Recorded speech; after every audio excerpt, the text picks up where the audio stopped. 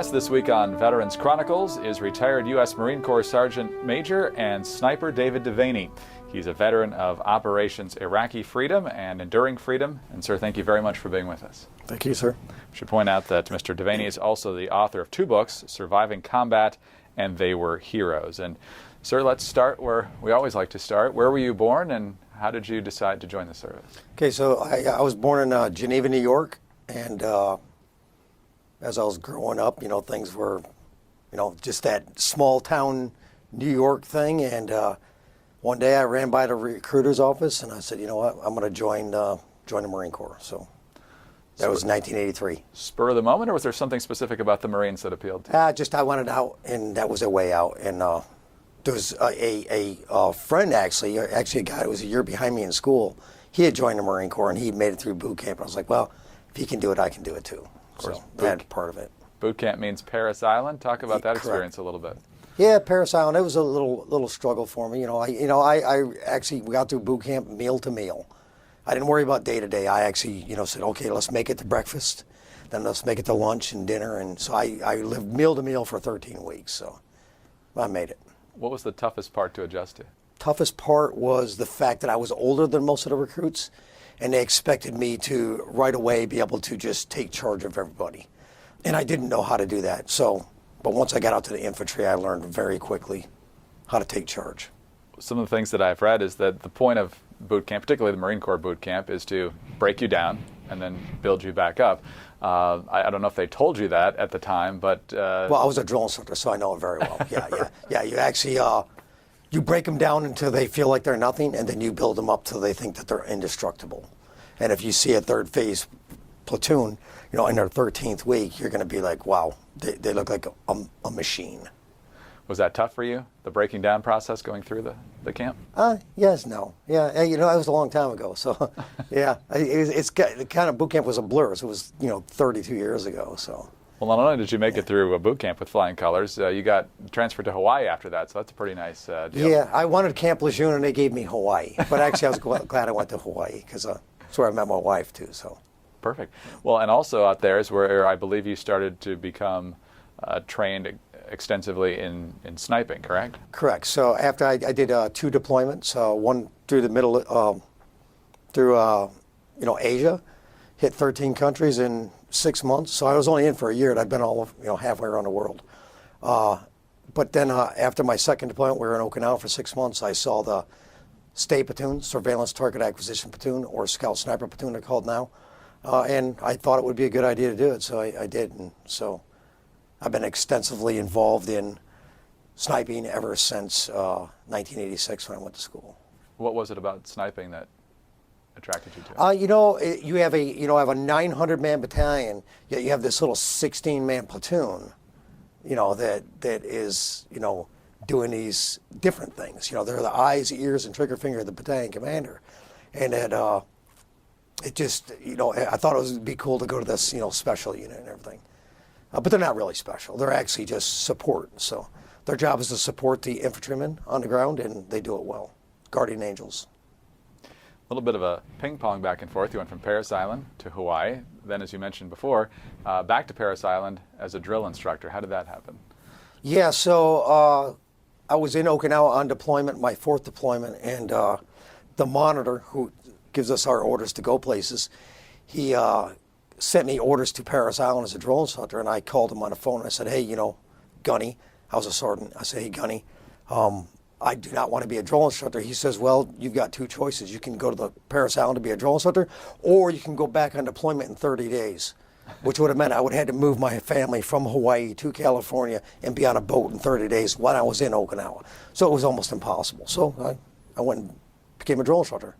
Military has a way of clarifying your options, I guess. Yeah. I was voluntold. What was it like being on the opposite side of the boot camp process? It's a very important job. You're involved in a major transformation of a human being. It's amazing the difference that you see. Like you'll see an obese, kid gets there, and 3 months later, this kid's got, he's got 6-pack abs, and you just. Sometimes the drill sergeant, you just think, fat boy, and all of a sudden he walks by to go to the shower, and you're like, whoa, who's that? And it was the fat kid. So yeah, it's not just the weight. I mean, like me, I got to boot camp, I weighed like 130 pounds. I put on like 20 pounds in boot camp. And that's what they wanted. They want, the heavier people to lose weight and the smaller people to gain weight. You mentioned by the end of 13 weeks, they are a fierce and fearless fighting unit. What point during that 13 weeks do you usually start to see the shift between somebody who's been there for a few weeks and is just completely overwhelmed and then gets it? So one of the biggest things is, at least this is how they did it back in the 80s when I was a drill instructor, 80s and 90s. What they would do is you had a yellow flag, and that's what they use as their guide on their little, on a stick that they walk around with. And after the rifle range in second phase, if they do well, they can be awarded their red rag, the red flag. And at that point there, you will see a major transformation right there. It takes a little bit of time, but I'm telling you, if you looked at it, even if you look at a platoon that's at 10 weeks, another one is at 13 weeks, there's a major difference. Those guys at that 13 week, the way that they march and slam their heels and just the way they move and talk and act, it's just amazing. And I was at 3rd Battalion, so anyone knows 3rd Battalion, Parris Island knows that we taught them to talk, we do everything fast. So instead of saying "aye, sir," they would say "asa, asa." Everything they did so it was fast. It drove the other drill instructors crazy because they couldn't understand it, but we could. Yeah. So then you went back to Hawaii. Yes, sir. After that, and more sniper training. I did two more deployments as a scout sniper. I worked with the police, and I deployed with some special forces. And then in 1996, a major promotion, chief instructor for reconnaissance and surveillance and urban sniper courses. What did that mean? Okay, so I was in a special operations training group over in Okinawa, 3rd Marine Expeditionary Force, and I was working as a helicopter rope suspension training instructor. But the RNS, reconnaissance surveillance guys, would bring me over to help them with their urban snipers once in a while. And then finally, I moved over there permanently, and then I actually took over the course. We ran 2 courses. We ran a reconnaissance and surveillance course. Urban reconnaissance and surveillance course teaches them how to work, reconnaissance like in a city or something like that. And we also ran the urban sniper course, which is they're already scout snipers when they got to us. It was a dream job. They were already trained when we got them. But then we just fine-tuned them at close ranges and then quick shooting and assault firing, etc. We'll get to obviously your participation in Iraqi freedom in a little bit. Mm-hmm. What are the qualities that, in addition to marksmanship, obviously, that make a good sniper? Well, I'd say for most people it's patience, although some people say I don't have much patience. But yeah, patience. There's times where you have to move very slowly or stay still for long periods of time, and you have to have discipline.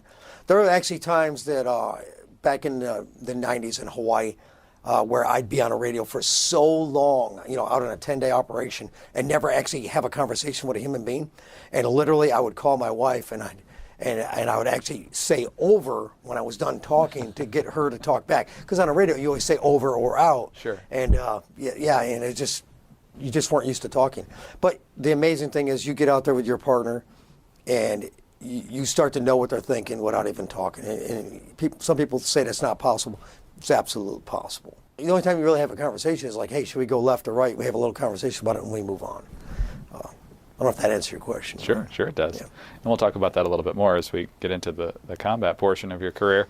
A couple minutes before we take our first break here, Sergeant, obviously your world, everybody's world changed on 9/11. Where were you when that happened, and what was your immediate reaction? Okay, so I was in the advanced staff non-commissioned officers course at Camp Pendleton. I was stationed at 29 Palms, California, but I was at Camp Pendleton for school. And my squad had to clean up that morning, so we had to go down and clean the only TV room in the whole barracks. We lived in an open barracks. And so my squad was down there cleaning. So what was going on in California, we were 3 hours behind New York. So it's early morning. So, what's going on at 8 o'clock there was 5 o'clock there, but I'm on a cleanup. So literally I walked into the room and I saw that a plane had hit one of the towers. And we're like, what is going on? So we're kind of watching it, but kind of cleaning up because we got a job to do. And then I literally looked up and I saw the second plane hit. And then I pretty much knew that we had a problem. Then they called us all into the classroom and told us to just don't worry about that, just carry on. And we continued to school. It was a rough day. You don't want to see your family, 2 hours away, 2.5 hours away, and you're stuck there trying to learn. But we continued. That's where the training really comes in. Most people probably couldn't stay very focused in that situation. Right.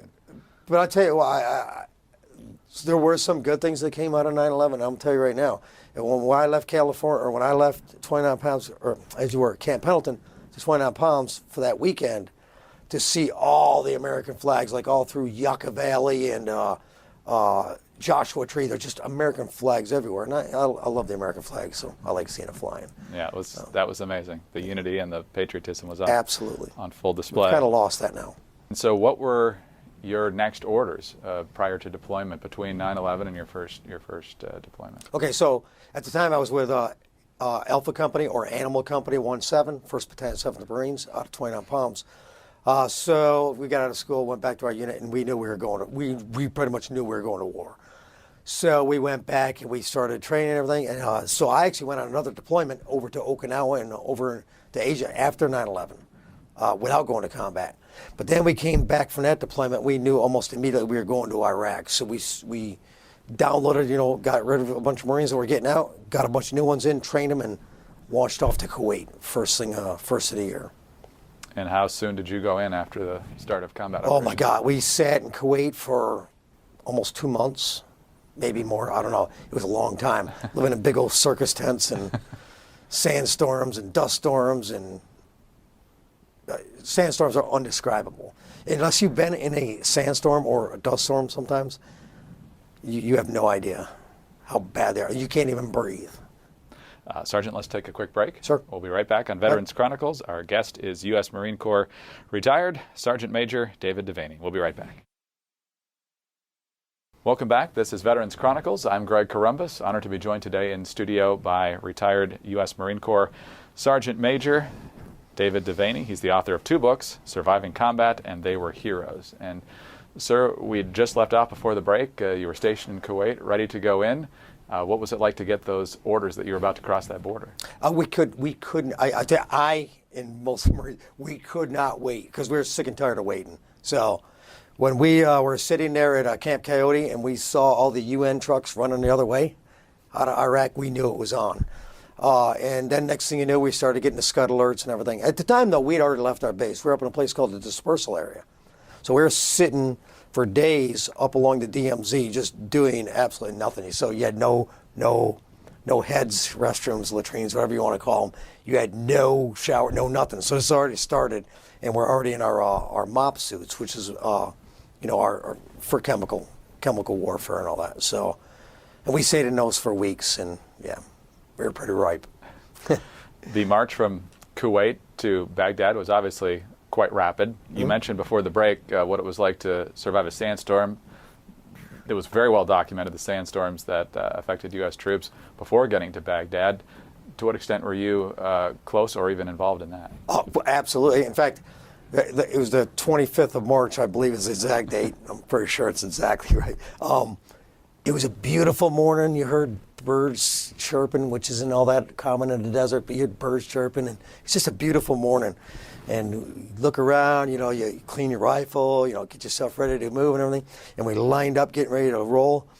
And all of a sudden we looked up and we saw a wall it was just incredible. It looked like it was a half-mile high. You could see the storm actually coming at you. And it was just amazing. And it was so bad. We actually got into within minutes, I was sitting up in my troop commander hatch, and I knew the storm was coming, so I put on a surgical mask, and then I had a balaclava over that, and then I had a scarf over that, and then my goggles. And within just a couple of minutes, I remember I'd opened it up because I had so much sand had got in there, and I'd actually spit out sand within just a couple of minutes. So finally, we got in our armored vehicles, and we buttoned them up, and still the sand was getting in there and stuff. And so not only are you in a sandstorm, but you're in, and then we got hit with another scud or whatever, so we had to go into MOP 4. So now we're in our gas mask in this full suit and gloves and boots, and it's 110 degrees inside this track, and you're just going crazy. And then after that, then a rainstorm came in. So you had all that dust, and then we got soaking wet and just mud everywhere. It was just incredible. It was a terrible storm. How bad did it impact the equipment, grinding up the gears and so forth? You know what? We rolled pretty good at that. We had to do a lot of cleaning of our weapons, obviously, and the major weapon systems on the vehicles. But I don't know of it causing any major problems. One of the biggest problems we had with the dust and sand is actually our pistol, our handgun magazines. For the M9, they had a big problem with the sand getting in there, and it was clogging up the spring. So literally, you go over there and you could actually dump the bullets out because the spring was stuck, the follower was stuck. So, yeah. So in that way, so you just had to clean your magazines. Some people learn it the hard way, though. The path to Baghdad continued. It was early April when Baghdad fell. At that point, what are you thinking about how quickly this is happening, what the next phase is, and that sort of thing? Well, I was amazed at how fast we were moving. It was just incredible the speed we were going. We got up to right outside of Baghdad, a place called Rasheed military complex. And at the time, my company, Alpha Animal 17, we were attached to 1st Tank Battalion with Lima 3-4. So Lima 3-4, 3rd Battalion, 4th Marines, and Animal Company, we fought not together, but right next to each other with the Tank Battalion. And probably the worst issue we had with the bad guys the whole war was when we got to the Ali River, and we got up there and the Iraqis had blown the bridge where we were going to cross 1st Tank Battalion. So probably about, as I remember, about 2/3 of the bridge was actually blown away.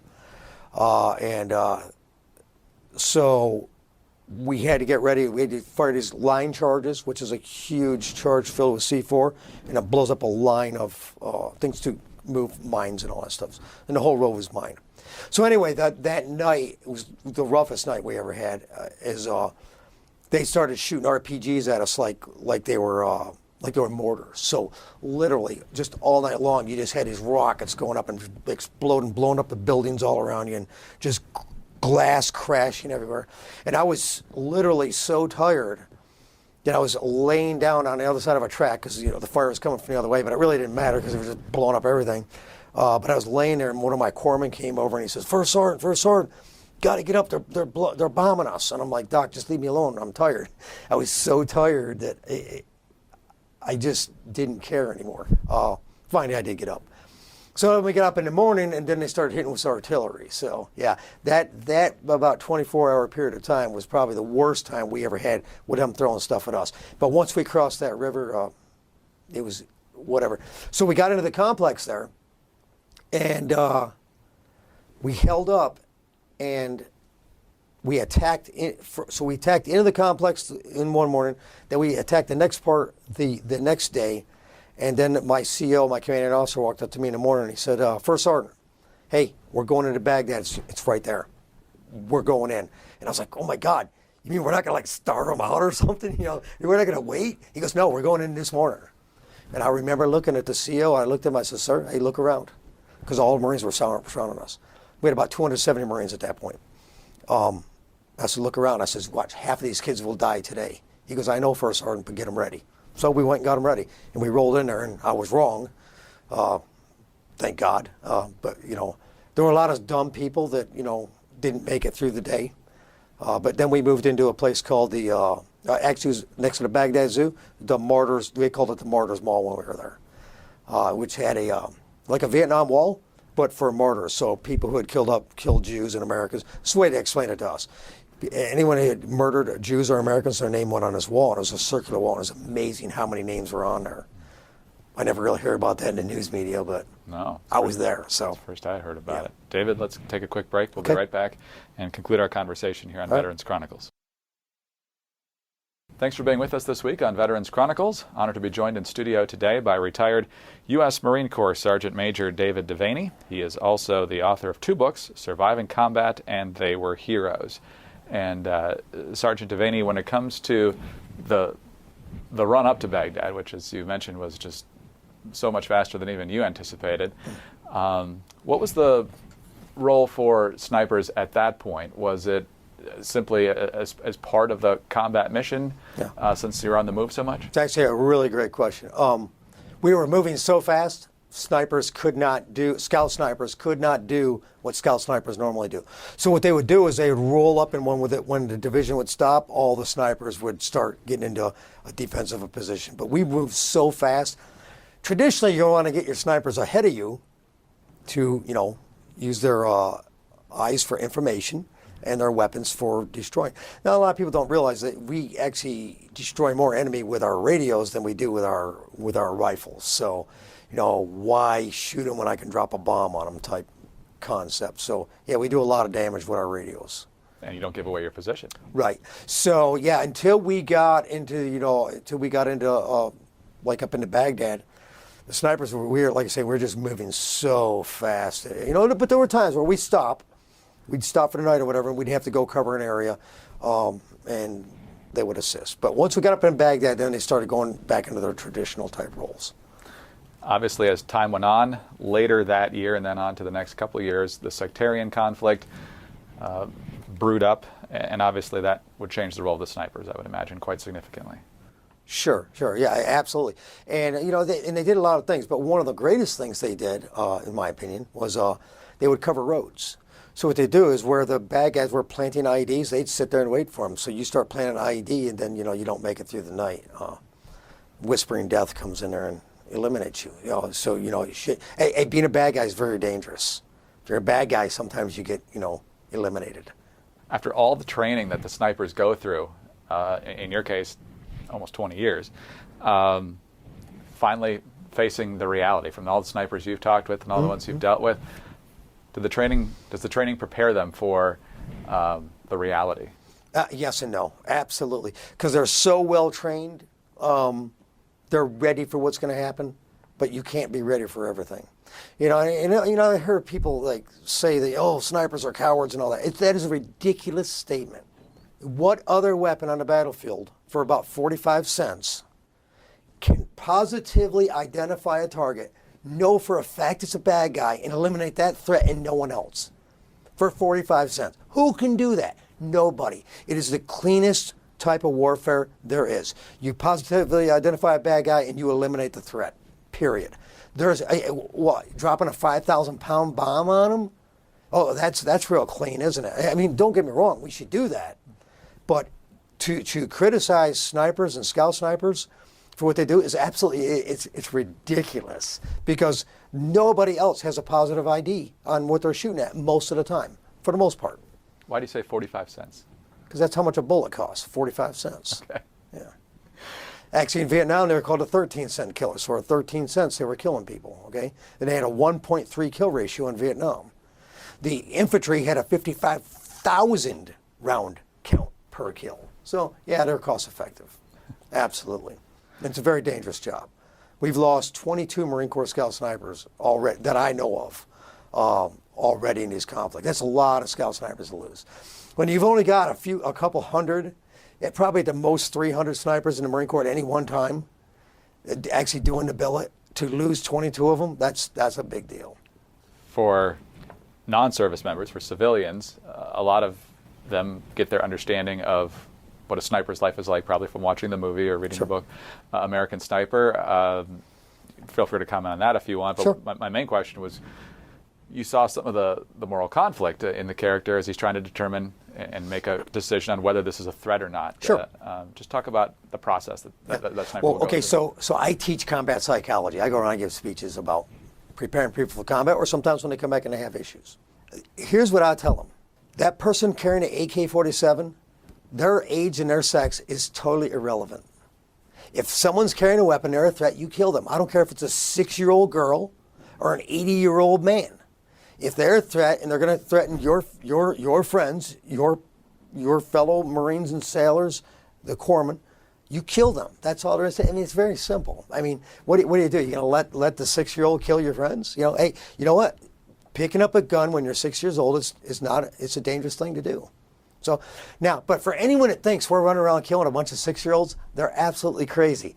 That's probably happened, less than I can count on one hand in the last, 50 years. So it doesn't happen very often. But I warn them when I'm giving speeches to be prepared for that. Be prepared. Here's the thing is, if you go to combat and you're prepared to kill people, and then you don't have to kill people, look how great life will be. But if you go to combat saying, oh my God, I hope I don't have to kill people, and then you do have to kill people, you're going to be messed up for life. Oh my God, I kill people. You know what? There's a big difference between killing and murdering. Okay? Murdering is unjustified taking of life. killing is the justified taking of life. It's not murder, you know. No problem with killing bad guys. What role do you think snipers played in the success of the surge?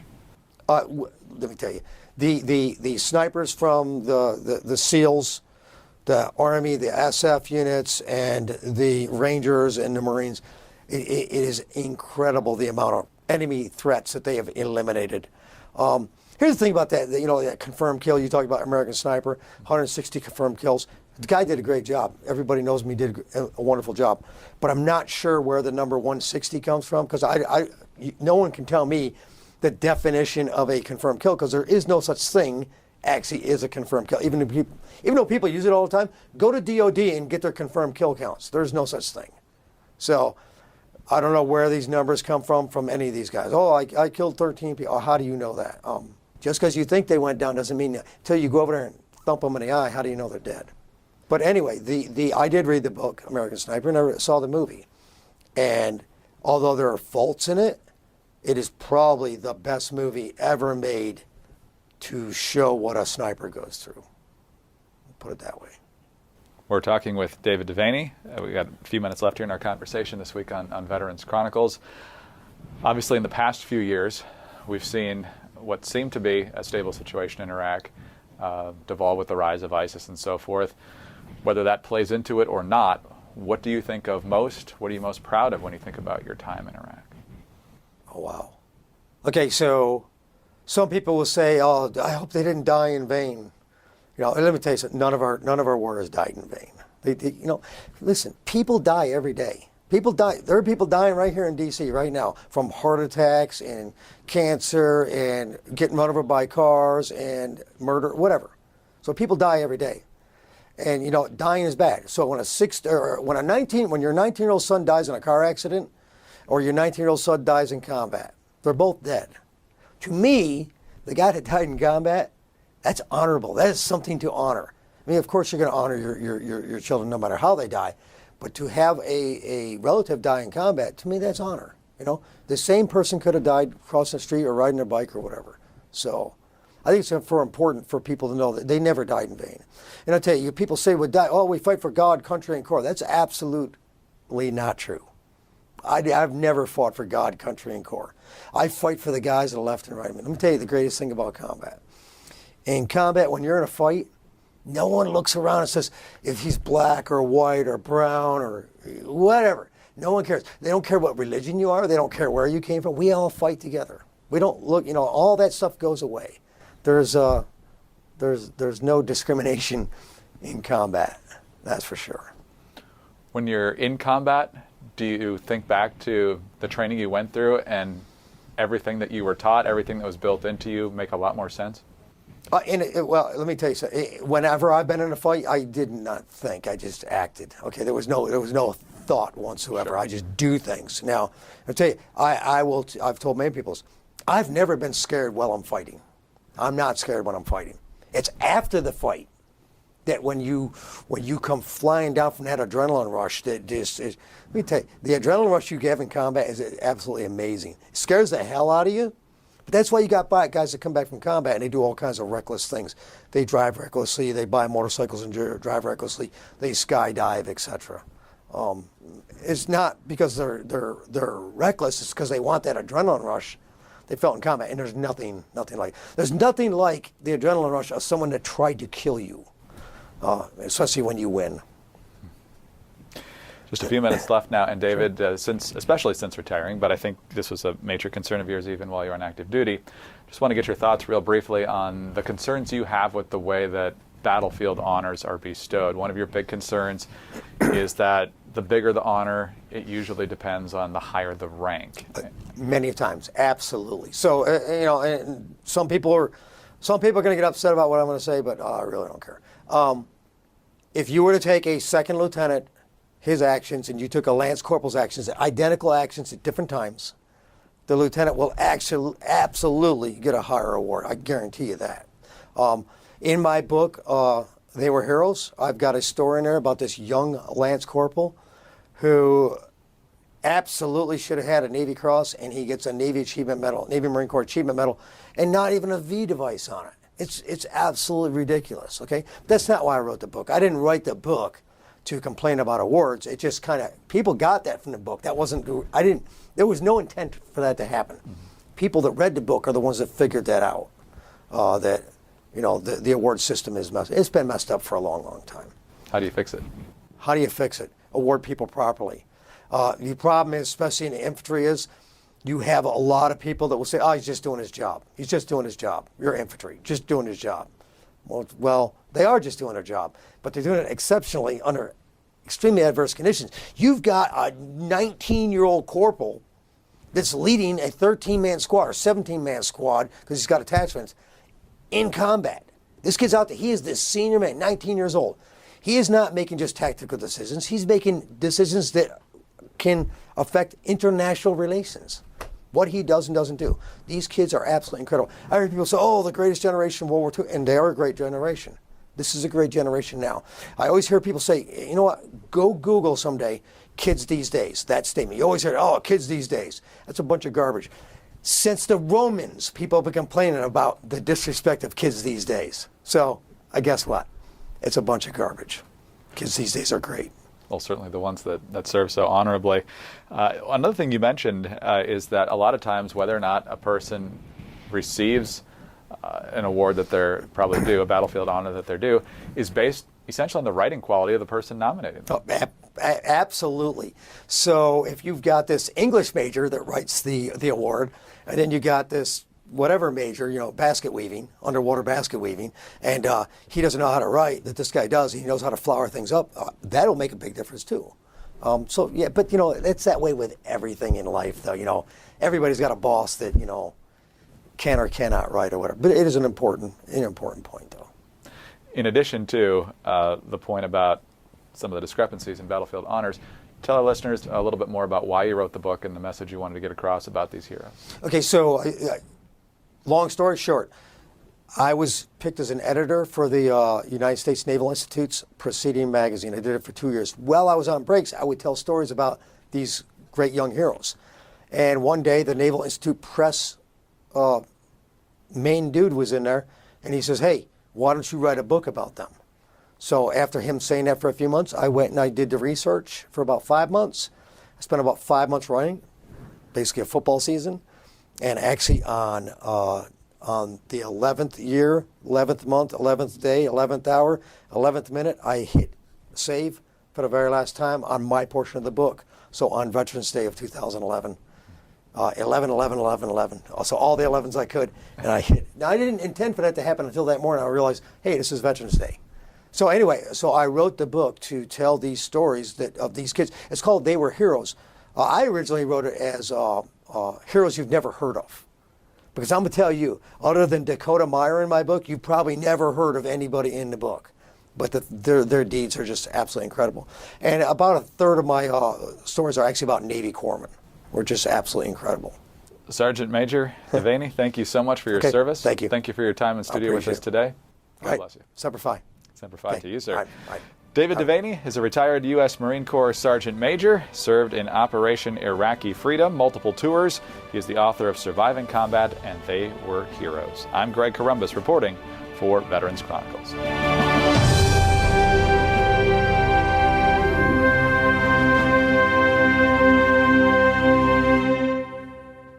Hi, this is Greg Columbus, and thanks for listening to Veterans Chronicles, a presentation of the American Veterans Center. For more information, please visit AmericanVeteransCenter.org.